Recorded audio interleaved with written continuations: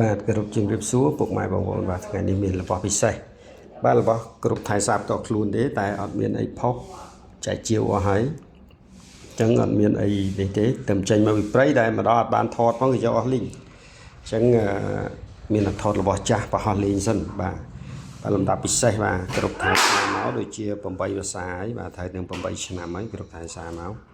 បាទលំដាប់មេវងកាយក្បាលជើង3បាទពិសេសតាន់ដល់គួរបាទពិសេសបងប្អូនមើលនេះពិសេសបាទតាន់ដល់គួរបាទលំដាប់មេវងកាយក្បាលជើង3បាទលំដាប់ពិសេស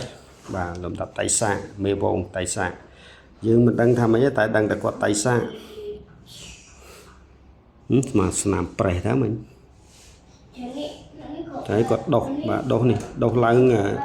នេះទៅកន្លែងនេះវិញដុសឡើងពកពកបាទពកហើយពកបាទលំដាប់ពិសេសហើយនេះអាយុកាលយូរហើយបានគ្រប់ថៃសានមកជាង10ឆ្នាំហើយបាទចូល10ឆ្នាំហើយតែអាយុគាត់ប្រហែលជាចូល70 80ឆ្នាំអាយុនេះអាចទៅ77 78ហើយបាទគាត់ឆ្លងកាត់សង្គ្រាមរួចរាល់ហើយខ្ញុំមានមួយឈុតនេះហើយមួយឈុតនេះពិសេសនេះបាទទឹមលើគាត់លាងទឹកមិញចូលអំបោះមិញបាទចូលអំបោះលោកតាមិញបាទជាង10ឆ្នាំហើយគ្រប់ថៃសានេះបាទលំដាប់ពិសេសបាញ់អត់ចាញ់ទេបាទបាញ់អត់ចាញ់ទេបាទនេះថ្មសម្លៀងគាត់មានទាំងឈុតគាត់មកនេះថ្មសម្លៀងពិសេសណាស់បាទឈុតគាត់នេះពិសេសបានមក10ឆ្នាំហើយ10ភាសាហើយនេះគូគាត់ពិសេសបានមកជាង10ភាសាហើយបានមកក្រោយនេះលំដាប់ផ្កាយក្បាលដែរលក់ផ្កាយចែកជាវផ្កាយក្បាលទៅឲ្យបងនៅខាងពេញទៅក៏បានផ្កាយក្បាលមកគូទៀតមកបាទបងប្អូនមើលផ្កាយក្បាលនេះបាទមកទឹក2ហ៊ុន3លីបាទ1 2 3ដល់ពេលថ្មសម្លៀង9ហ៊ុនបាទថ្មសម្លៀង9ហ៊ុនបាទមកទឹក2ហ៊ុន3លីណា1 2 3ថ្មសម្លៀង8ហ៊ុនបាទបទា2ហ៊ុន3បទា2ហ៊ុន3បទាអត់ធំទេតែស្អាតខ្នាយនេះស្អាតដែរកម្ពុជាប្រយុទ្ធមែននេះបានគេហៅថាលំដាប់ផ្កាយក្បាលមែនបាទផ្កាយក្បាលអេមហើយថ្មសម្លៀង9ហ៊ុនចិត្តមកទឹកថ្មសម្លៀងហ្នឹងអេមណាបងអានេះហៅជាង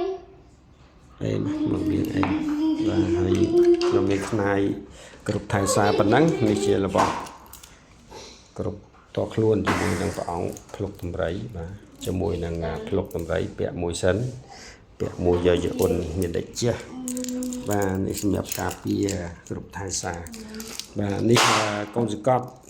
បាទនេះសតាស្ដេចបញ្ញាសីដែលសាងជាលោកតាព្រះមនីសីបាទស្ដេចបញ្ញាសីជាមួយកូនសកត់ជាមួយនឹងបញ្ញាសីនិងបញ្ញាច្រើនមុខ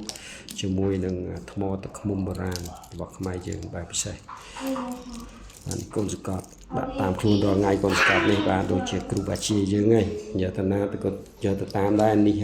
ឆ្អឹងប្រែតខ្លាញីនេះឆ្អឹងប្រែតខ្លាឈ្មោលបាទនៅខាង